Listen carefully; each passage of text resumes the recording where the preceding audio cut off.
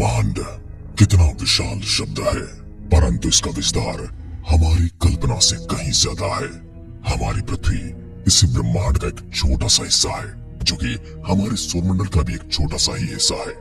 परंतु हमारी गैलेक्सी के मामले में हमारा सूर्य और हमारा सौरमंडल कहीं नहीं दिखता, और हमारे ब्रह्मांड में ऐसी अरबों गैलेक्सीज हैं, और अरबों गैलेक्सीज के अंदर अरबों खरबों तारे हैं, और उनके चारों ओर घूमते हुए हमारी पृथ्वी जैसे अनेक ग्रह मौजूद हैं। यदि कभी आपने अंतरिक्ष की ओर देखा होगा तो आपने इसकी विशालता का अंदाजा जरूर लगाया होगा, परंतु यह हमारे अंदाजे से कहीं ज्यादा बड़ा है। आपने सोचा होगा कितना बड़ा है हमारा ब्रह्मांड। क्या ब्रह्मांड का कोई अंत है? और ब्रह्मांड का अंत है तो कहाँ है? क्या हम ब्रह्मांड के उस अंतिम छोर तक जा सकते हैं? ब्रह्मांड के अंत में ऐसा क्या है जो ब्रह्मांड का अंत कहलाता है? यह कुछ ऐसे सवाल है जिनके बारे में प्रत्येक मनुष्य जानना चाहता है और सोचता भी है। हालांकि ब्रह्मांड के अंत को देखना या वहां जाना असंभव है। हो सकता है कि हम ब्रह्मांड के अंत में ही मौजूद हो सकता है हम ब्रह्मांड के मध्य में मौजूद हों, और हो सकता है हम ब्रह्मांड के किसी कोने में पड़े हों जहां से हम ब्रह्मांड को देखने की कल्पना भर कर सकते हैं। क्योंकि जिस चीज के ऊपर आप होते हैं उसे देखने के लिए आपको किसी दूसरी जगह पर जाना होता है। परंतु जब ब्रह्मांड का अंत हो जाएगा तो आप इस ब्रह्मांड को बाहर से कैसे देख पाएंगे? भले ही हम इंसान कितना भी टेक्नोलॉजी में आगे बढ़ जाएं, परंतु आखिर क्या हम ब्रह्मांड के उस अंतिम छोर तक पहुंच सकते हैं? क्या हम उस ब्रह्मांड के अंतिम छोर का पता लगा सकते हैं? आज की वीडियो में हम यही सब जानने वाले हैं। इस शुरुआती दुनिया में ऐसा समय था जब कोई भी स्थान नहीं था, यानी कि ये ग्रह, नक्षत्र, गैलेक्सी और ब्रह्मांड कुछ भी नहीं था। बेशक कोई आकाश गंगा नहीं थी, कोई तारे नहीं थे, लेकिन एक छोटे ही बिंदु में एक बहुत बड़ा धमाका होता है।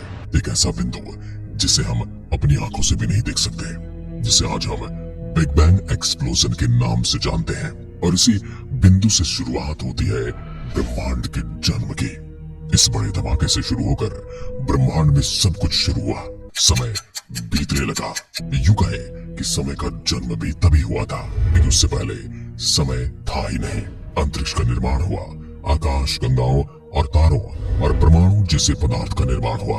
वास्तव में दिलचस्प बात तो ये है कि बिग बैंग से पहले ब्रह्मांड वास्तव में छोटे आकार में समाया हुआ था, जो कि इलेक्ट्रॉन की तुलना में छोटा। और उसी समय जब बिग बैंग का विस्तार होना शुरू हुआ, लेकिन ब्रह्मांड का फैलाव इतना तेज है कि हमारी कल्पना से भी कहीं ज्यादा दूर है। जो लाइट एक सेकंड में 3 लाख किलोमीटर तय करती है, उससे भी तेज गति से ब्रह्मांड फैल रहा है, जो कि वैज्ञानिकों को अचंभे में डाल रहा है। आखिर इतनी तेज गति से कोई चीज कैसे फैल सकती है? आइंस्टीन की थ्योरी ऑफ रिलेटिविटी कहती है कि प्रकाश से तेज इस दुनिया में कुछ भी नहीं है, तो ब्रह्मांड प्रकाश की तुलना में तेजी से कैसे फैल सकता है? क्या आइंस्टाइन की थ्योरी ऑफ रिलेटिविटी गलत है? ये बिग बैंग का सिद्धांत अजीब है। यह एक तरह की विडंबना है, एक तरह का प्रश्न चिन्ह है, जिसके आगे जवाब खोजने की कोशिश वैज्ञानिक कई सैकड़ों सालों से कर रहे हैं। लेकिन इससे भी दिलचस्प बात तो ये है कि ब्रह्मांड जो प्रकाश की तुलना में तेज गति से फैलता जा रहा है, उसकी थ्योरी ऑफ रिलेटिविटी कहती है कोई भी पदार्थ प्रकाश से तेज गति से नहीं जा सकता। ये दोनों ही अपनी जगह सही है, क्योंकि एक फैलते ब्रह्मांड के सामने में यह कोई विशेष पदार्थ नहीं है जो गति करता है, यह अंतरिक्ष ही है। यदि अंतरिक्ष खुद प्रकाश से तेज गति से फैलता है तो यह थ्योरी ऑफ रिलेटिविटी के खिलाफ नहीं जाता है, यानी कि अंधेरा भी तो उसी स्पीड से फैल सकता है, और अंतरिक्ष में है ही क्या सिवाय अंधेरे के? ये बहुत ही इंटरेस्टिंग सवाल है। अभी तक आपके समझ में नहीं आया, हम आपको एक उदाहरण से समझाते हैं। ये रहा एक गुब्बारा। मान लीजिए गुब्बारा ब्रह्मांड का एक स्थान है। इस गुब्बारे पर बहुत सारी डॉटेड लगा देते हैं, जिन्हें हम अपनी आकाश गंगाएं कह सकते हैं या फिर अपने ग्रह कह सकते हैं। इस गुब्बारे पर ये आकाश गंगाएं बनी हुई है। जैसे हम इस गुब्बारे को फुलाते हैं, जैसे जैसे गुब्बारा फैलता है, यानी जैसे जैसे ब्रह्मांड का विस्तार होता है, आकाश गंगाओं के बीच की दूरी धीरे धीरे बढ़ती जाती है। पहली नजर में आकाश गंगा चलती हुई नजर आती है, लेकिन वास्तव में यह अंतरिक्ष का विस्तार कर रही है। ऐसा लगता है जैसे एक दूसरे से दूर जा रहे हैं। ब्रह्मांड अभी भी विस्तार कर रहा है, यानी कि दो चीजें ट्रैवल कर रही हो या न कर रही हो, परंतु उनके बीच में जो खाली जगह है वो फैलती जा रही है। इसी वजह से ब्रह्मांड फैलता जा रहा है, और ब्रह्मांड के फैलाव की दर समय के साथ तेज होती रहती है। ब्रह्मांड का विस्तार जारी है और विस्तार की दर तेज और तेज होती जा रही है। अगर ये ब्रह्मांड इसी तरह फैलता रहा तो भविष्य में ब्रह्मांड का क्या होगा? यदि ब्रह्मांड में ऐसी कोई घटना नहीं होती जो कि ब्रह्मांड के विस्तार को रोक सके, तो आज से 150 अरब वर्ष बाद रात के आकाश में तारे अब की तुलना में बहुत छोटे होंगे। शोधकर्ताओं के अनुसार चारों ओर 99.99% आकाश गंगाएं हैं। मिल्की वे हमारी देखने योग्य सीमा के बाहर हो जाएंगे। इसका मतलब ये है कि भविष्य में तारे दिखाई नहीं देंगे। वो इतनी तेजी से दूर जा रहे हैं कि वो बाहरी अंतरिक्ष से प्रकाश की तुलना में तेज गति से दूर जा रहे हैं। और जिन तारों को हम देखते हैं वो एक्चुअल में तारे नहीं होते हैं। वो उन तारों द्वारा छोड़ा गया वो प्रकाश होता है जो उन्होंने कई हजार वर्ष पहले छोड़ा था, जिसे हम आज तारा समझते हैं। हो सकता है जहाँ पर आज हम इस तारे को समझ रहे हैं वो वहाँ पर हो ही ना। इसलिए कहा जाता है कि आकाश गंगाएं कुछ समय बाद एक दूसरे से और भी दूर चली जाएंगे, परंतु गुब्बारे को यदि हम हवा भरते जाते हैं तो एक समय वह फूट जाता है और एक बार फिर से गुब्बारा जैसे ही फूटता है उसके ऊपर बनी डोटेड एक बार फिर से नजदीक आ जाती है। क्या हमारे ब्रह्मांड के साथ भी ऐसा होने वाला है? इसका मतलब ये नहीं कि आकाश गंगाएं खत्म हो जाएंगे, लेकिन वैसे भी आकाश गंगाओं से निकलने वाला प्रकाश पृथ्वी तक पहुंचता भी नहीं है। इसलिए पर मनुष्य के दृष्टिकोण से ऐसा महसूस होने वाला अन्य आकाश गंगाएं गायब हो रही हैं। इस बिंदु पर लगभग 100 बिलियन आकाश गंगाएं हैं जिन्हें देखा जा सकता है, लेकिन 150 बिलियन वर्षों में ये संख्या केवल हजारों तक सिकुड़ जाएगी। यदि और समय बीत गया तो क्या होगा? हो सकता है कि वो समय देखने के लिए मनुष्य इस पृथ्वी पर न हो। जैसे पुराने समय में डायनासोर का खात्मा हो गया था, उसी तरह हमारी पृथ्वी या फिर पृथ्वी से जीवन का भी खात्मा हो सकता है।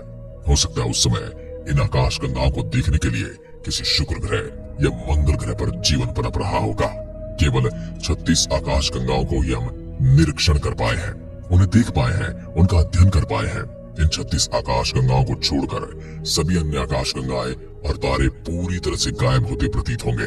लंबे समय के बाद चमकते सितारों और आकाश गंगाओं से भरा रात का आकाश अंधेरे की गिरफ्त में आ जाएगा। यानी कि न आपको टिमटिमाते तारे नजर आएंगे और न ही दूर दराज में दिखाई देती हुई आकाश गंगाएं। यदि इस समय पृथ्वी पर खगोलविद होते और सैकड़ों अरबों साल बाद वे शायद सोचते कि ब्रह्मांड का विस्तार नहीं होता है, क्योंकि पहले की तरह आकाश गंगाओं का झुंड नहीं रहेगा। वह सब एक दूसरे की तरफ दूर जा चुके होंगे। जब हमें कुछ दिखाई नहीं देगा तो हम किसे फैलता हुआ देखेंगे। हमें लगेगा कि हमारे ब्रह्मांड में 36 आकाश गंगाएं हैं और ब्रह्मांड स्थिर है।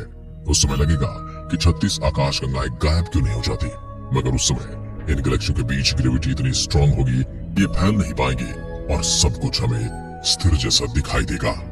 बिग बैंग द्वारा निर्मित ब्रह्मांड प्रकाश की तुलना में बहुत तेज गति से विस्तार कर रहा है। यह विस्तार दर तेजी से और तेज हो रही है और आकाश गंगा जितनी दूर है आकाश गंगाओं के बीच की दूरी उतनी ही तेज है।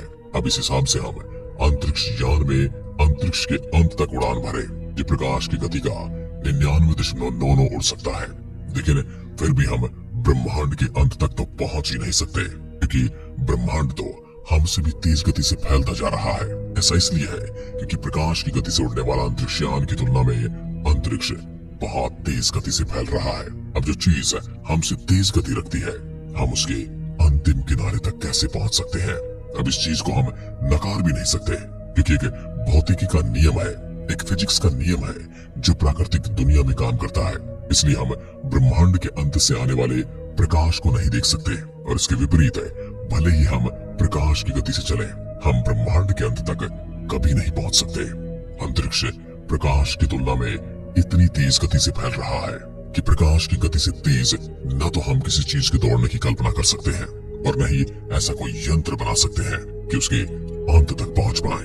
वैज्ञानिकों ने ऑब्जर्वेबल यूनिवर्स का एक गोला बनाया और इस गोले के अंदर उस ब्रह्मांड को चिन्हित किया जिसे आज हम देख सकते हैं। अब आप सोच रहे हो कि वैज्ञानिकों ने ये कैसे किया? इसके लिए वैज्ञानिकों ने WMAP उपग्रह का उपयोग किया। बिग बैंग के निर्माण के 3,80,000 साल बाद ब्रह्मांड कैसा दिखता था और इसके आधार पर मनुष्यों ने पता लगा कि ब्रह्मांड लगभग 13.8 बिलियन वर्ष पुराना था। हम अपनी पृथ्वी पर बैठे बैठे जितने भी ब्रह्मांड को देख पाते हैं हमने उसे ऑब्जर्वेबल यूनिवर्स का नाम दिया है, जो कि 46 अरब प्रकाश वर्ष जितना बड़ा है। इतनी दूरी के बाद ब्रह्मांड में आगे जो कुछ भी है वो सब हमसे छिपा है। हो सकता है वहाँ पर हमारे जैसी दुनिया हो, या हो सकता है वही इस ब्रह्मांड का अंत भी हो। क्योंकि ब्रह्मांड प्रकाश की रफ्तार से भी तेज गति से फैल रहा है और चीजें एक दूसरे से बहुत तेजी से दूर जा रही हैं। हम भविष्य में भी इस रेडियस के पार कभी नहीं देख पाएंगे। अगर हम अब तक के अपने सारे सिद्धांतों को फिर से नियमों को नकार दें और यह मान ले कि ब्रह्मांड का सच में कोई किनारा भी है, तब भी हम कभी उसे नहीं देख पाएंगे। देखने योग्य ब्रह्मांड के बाहर क्या है? क्या ब्रह्मांड को देखने का दूसरा तरीका है? इन सवालों का जवाब हमारे पास आज भी नहीं है। वैज्ञानिक कहते हैं कि वे कभी नहीं जानते कि अदृश्य ब्रह्मांड के बाहर क्या है, न हम कल्पना कर पाएंगे और ब्रह्मांड कितनी दूर तक फैलेगा। और इन सवालों का जवाब हमें कल्पना पर छोड़ने के अलावा हमारे पास कोई विकल्प नहीं है। और यकीन मानिए, हम उसकी सही से कल्पना भी नहीं कर सकते। कुछ वैज्ञानिक कहते हैं देखने योग्य ब्रह्मांड मानवीय धारणा का अंत है, इसलिए ये ब्रह्मांड का अंत है। कुछ वैज्ञानिक कहते हैं देखे जा सकने वाले ब्रह्मांड से परे ब्रह्मांड अनिश्चित काल तक विस्तारित होता रहेगा।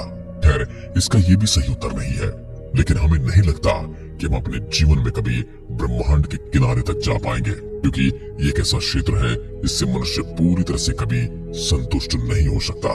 शायद भविष्य में हो सके कि टेक्नोलॉजी इतनी ज्यादा एडवांस हो जाए कि हम किनारे को देख पाए। इसके आगे आखिर क्या है? आखिर क्या है ब्रह्मांड का अंत?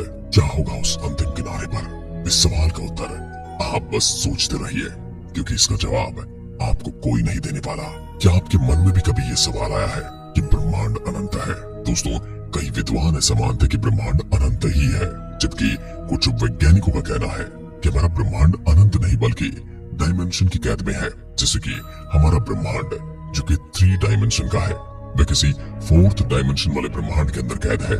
और इसी तरह कोई 2 डायमेंशन वाला ब्रह्मांड हमारे 3 डायमेंशन वाले ब्रह्मांड के अंदर कैद है।